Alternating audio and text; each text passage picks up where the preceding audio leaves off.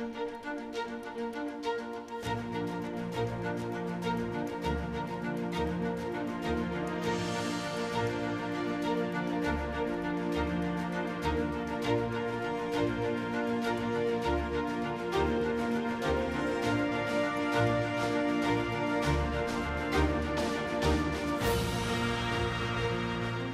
morning, everyone. Thanks so much for joining us here on Face the State. I'm Tracy Townsend.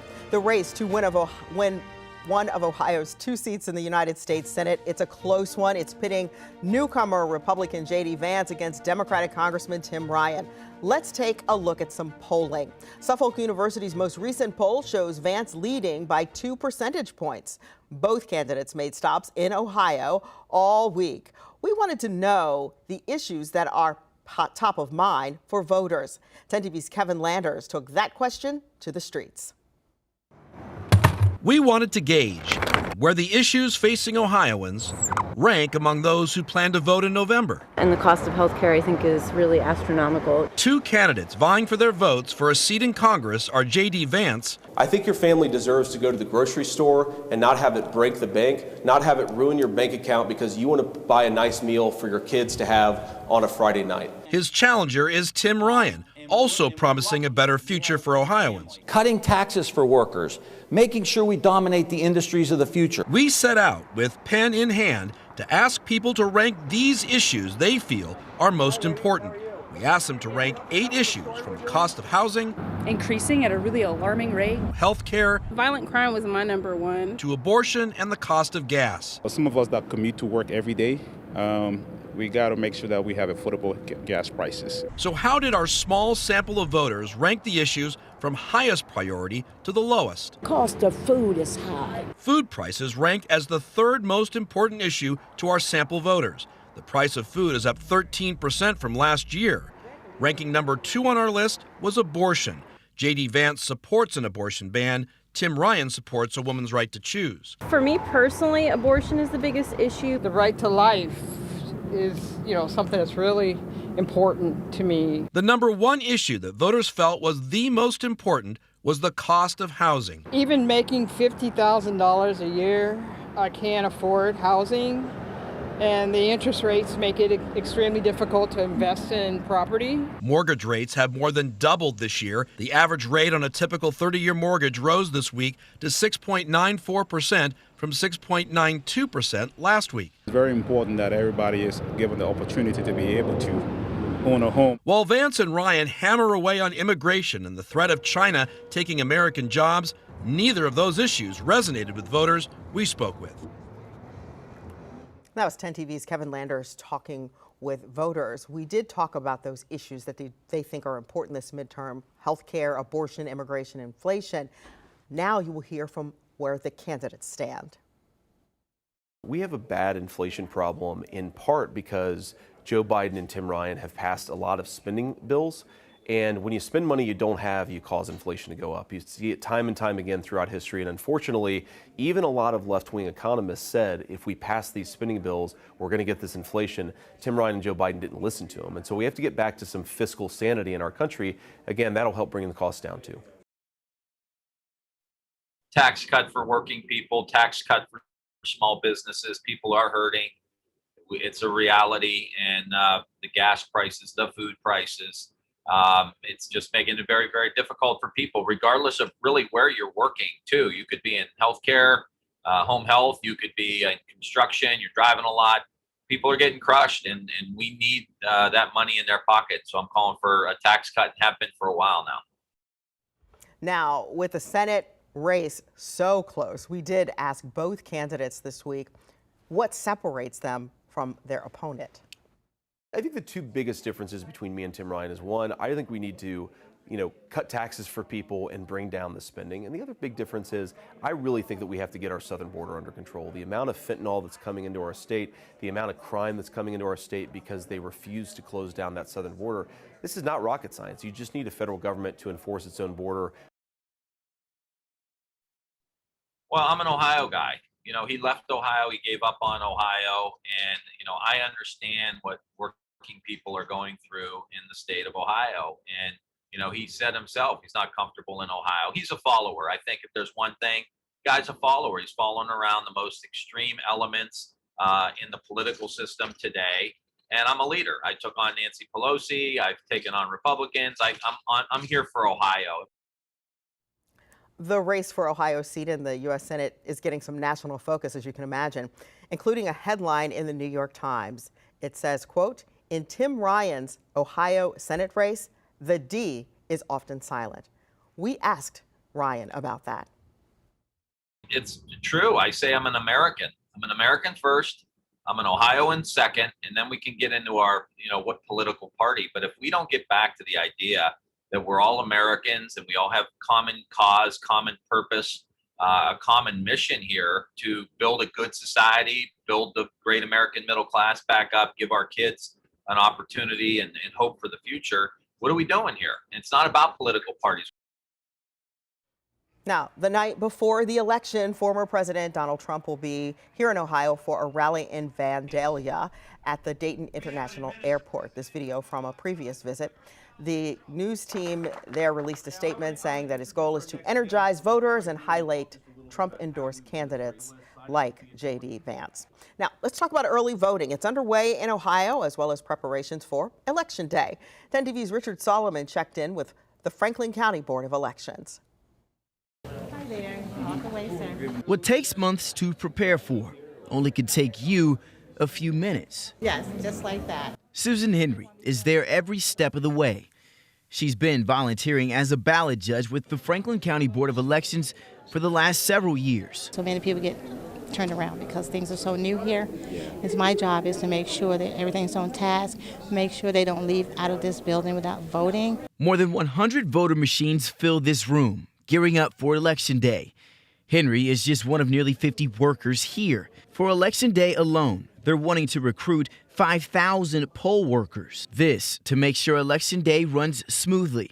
And Aaron Sellers with the Board of Elections says they're close to hitting that number. The faster that they can get in and get out, the more people that we can get in here to vote. He says they're expecting for more than 60,000 people in Franklin County to cast their vote at this location. This week we'll see a big increase in the number of voters. We're thinking there'll be about at least 2,000 a day, and certainly that starts to ramp up for this upcoming weekend. Sellers says they've been planning for this day for months, and it's fast approaching.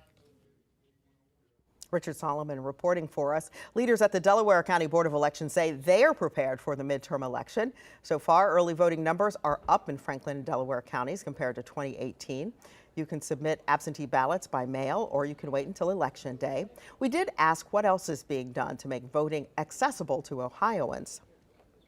We usually earmark at least one for every location that's earmarked special for ADA compliancy. However, they all are, and we could accommodate if there would happen to be multiple folks come in at the same time. Abortion is an issue not technically on the ballot, but it is most certainly a topic that will draw people to the polls. In the 4 months since Roe v. Wade was overturned, 10 TV's Brittany Bailey takes a look at how an already divisive issue is dividing our state even more. For every cheer about the overturning of Roe versus Wade on that historic June day, there was outrage.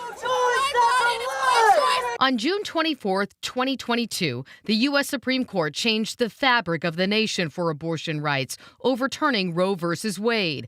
The justices sent the fate of abortion back to the states, and Ohio acted quickly. Okay.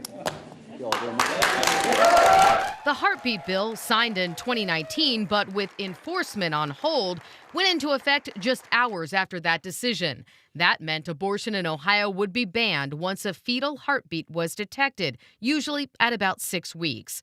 Just days later, that law was being challenged in court with the claim that the heartbeat law violates the Ohio Constitution. We just hope that the Ohio Supreme Court will step in quickly to stop it. But it wasn't the Ohio Supreme Court that stepped in first. It was a Hamilton County judge.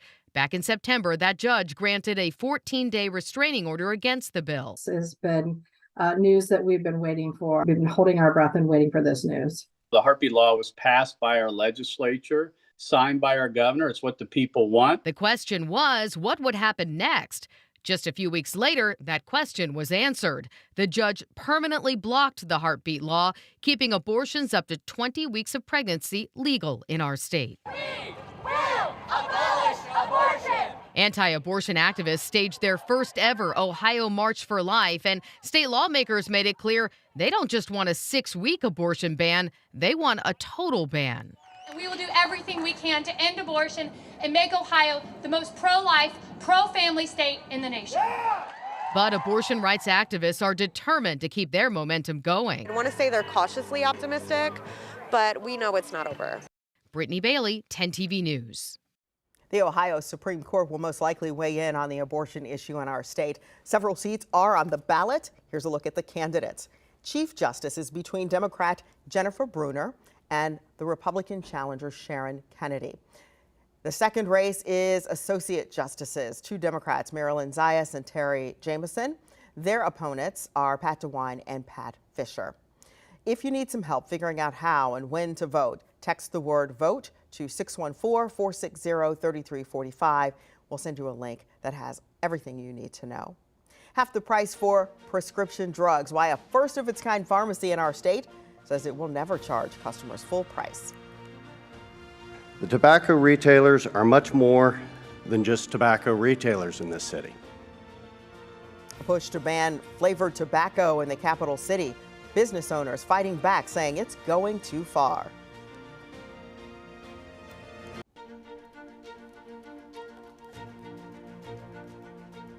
Starting next year, minimum wage employees in Ohio will make more money. Non-tipped employees will see an 80-cent increase. Tipped employees will see a 40-cent increase. But people with disabilities won't see an increase at all. In response, Ohio representatives have proposed a bill to end the pay gap between abled and disabled workers. And we want to make sure that the money that a person has in their pocket is enough to pay for the things that they need to thrive in this state. And bills like this move us a little further in doing so. Now, if the bill does not pass during the General Assembly, representatives plan to reintroduce it in the future, so there'll be something for us to watch. According to the White House, 1 in 4 Americans who take prescription drugs struggles to afford their medications. And the Biden administration says nearly 3 in 10 American adults who take prescription drugs say they skip doses, cut pills in half, or not filled prescriptions because of the cost. One Central Ohio pharmacist believes he solved that problem. Kevin Landers takes us to a pharmacy where customers never pay full price. I have tons of allergies. Jeannie Ilian of Pickerington says she'll never go to a traditional pharmacy again. Not after walking into the Freedom Pharmacy. Good morning. How's it going? She says it all started when her insurance wanted to charge her more than $200 for her husband's medication. She called Freedom Pharmacy for its price. She said, it's $22. You saved $200? I saved $200 the very first time I used him. Nate Huck started Freedom Pharmacy nearly 2 years ago out of concern, he says, of the inflated prices Big Pharma and the insurance companies were charging. We're just transparent. The price is what it is. We're not afraid to show everybody how much we paid. Like in the case of the arthritis drug Celebrex. The copay from the insurance came back $141. I filled the same exact prescription, same quantity, everything over here for $23. Freedom Pharmacy is the only one of its kind in Ohio, and it doesn't accept insurance, so you have to either bring cash, credit, or check. It's also only licensed in Ohio, meaning it can't ship these drugs out of state, and a majority of their drugs are generic. So why aren't there more Freedom Pharmacies across the country? The main reason why there's not more Freedom Pharmacies is because most pharmacists are scared. Scared, he says, of leaving the corporate model where buying low and selling high is incentivized. Inflating the prices of prescription drugs is a time-honored tradition. Antonio Chacha investigates prescription drug pricing. He says drug prices change when pharmacy benefit managers, which once worked on behalf of customers for lower prices, became profiteers. Overpriced medications are being preferred by PBMs when much cheaper alternatives are sitting there collecting dust on the pharmacy shelves. Hux believes his pharmacy is a model for the rest of the country. His customers are believers. Oh, he's my angel. Yes, yeah, it's really a godsend. It has saved tons of time and money. Kevin Landers, 10 TV News. Now, it is worth mentioning anyone can go to that pharmacy regardless of their income level. Also, in Linden, the Charitable Pharmacy has free or reduced cost medications. They have a location on Livingston Avenue. There's also one in Linden. Managers say about 1 in 5 Franklin County residents qualify for help. Bans do work. They do protect the health and safety of our residents. If these stores lose this source of revenue, then these stores are going to close in these neighborhoods. Passionate arguments on all sides of the issue of a proposed ban on flavored tobacco products in Columbus. A packed meeting this week just started to scratch the surface, the conversations at that meeting in this complicated debate. 10 TV's Brittany Bailey dug deeper into those who are impacted. We want to hear from you all. That was the message to a packed house of people wanting to share their thoughts, concerns, and criticisms on the possible ban on the sale of flavored tobacco products in the city of Columbus. This is a public health crisis in our community. And in 2020, most folks may not know that the city, along with the county, declared racism to be a public health crisis. The crowd heard from the health experts. Banning menthol and flavored tobacco products is a matter of health equity here in Columbus. As a black man, I have the highest risk of dying from just about anything you can think about. And one of those things that we die from are things that are caused by tobacco. But the impact of this is not only on public health. The crowd was full of concerned business owners, some minorities themselves. I am worried about what this will mean for my employees, my customers, and me. The tobacco retailers are much more than just tobacco retailers in this city. They're corner markets.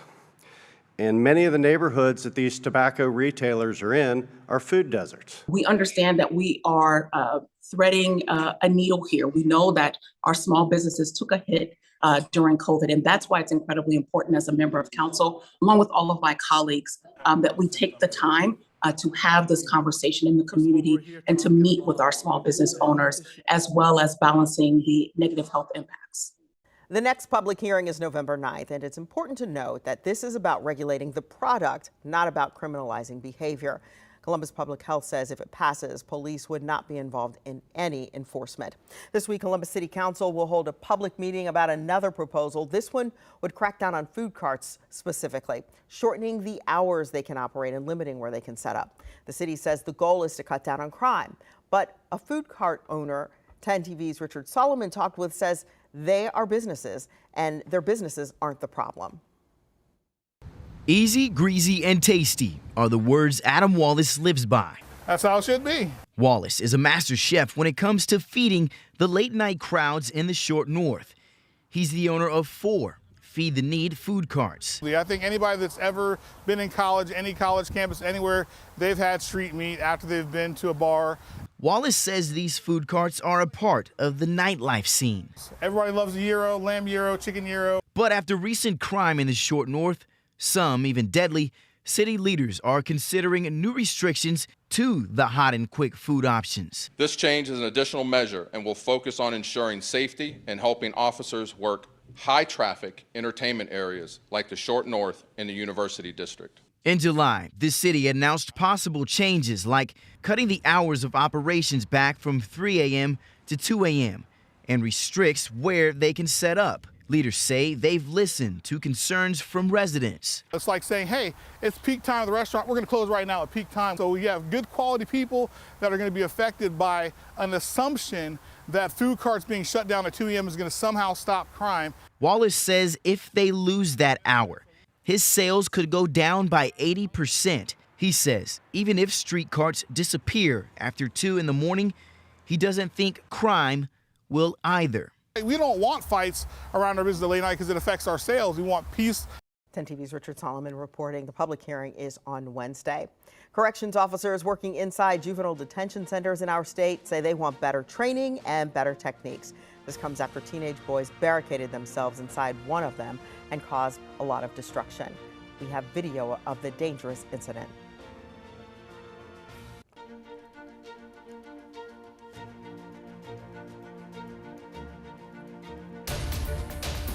This morning, calls for change inside the state's juvenile prisons. It comes after a series of incidents putting young inmates and staff at risk. The most recent happened in northern Ohio when a dozen teenage boys took control of part of a prison and set up a barricade.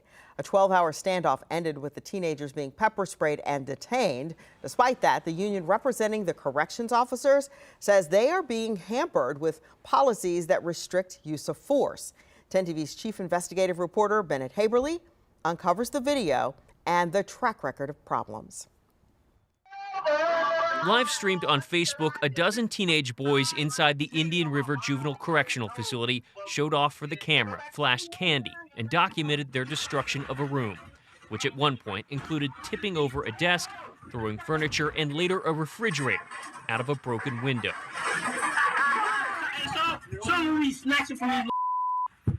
One of them showed off keys reportedly snatched from a corrections officer, which authorities allege set into motion the group breaking into the school at the correctional facility.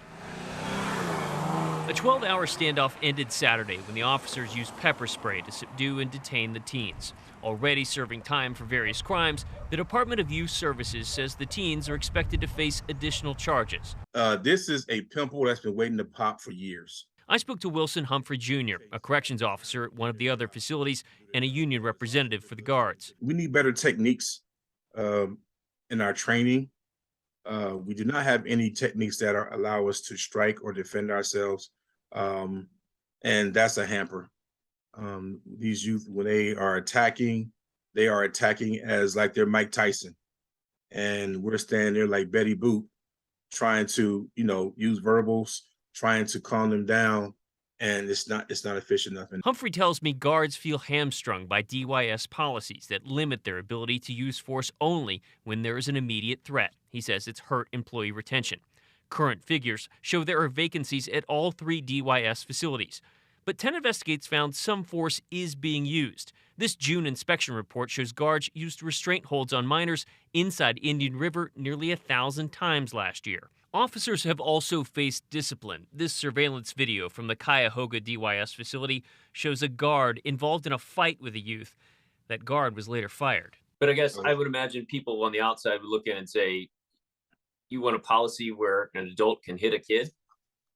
Well, I will say this. We have a right to defend ourselves and not just stand there and get beat on. Humphrey says when corrections officers do use force, administrators question whether it was necessary. I want people to know that the officers there are mothers, fathers, husbands, wives, daughters, and sons, just like the ones who are in our care. We are not heinous in our jobs, what we do. We're not abusive. But at some point, this behavior has to stop. We are told staff turnover with guards is not the only issue. That same June inspection report Bennett referenced shows this summer Indian River was short 1 social worker and had no psychologists on staff. In response to this incident, DYS says it's working to recruit more officers, offering additional pay, and will install body cameras for the guards. We'll keep asking those tough questions and keep you posted. In the meantime, thank you so much for joining us here today on Face the State. Have a great week.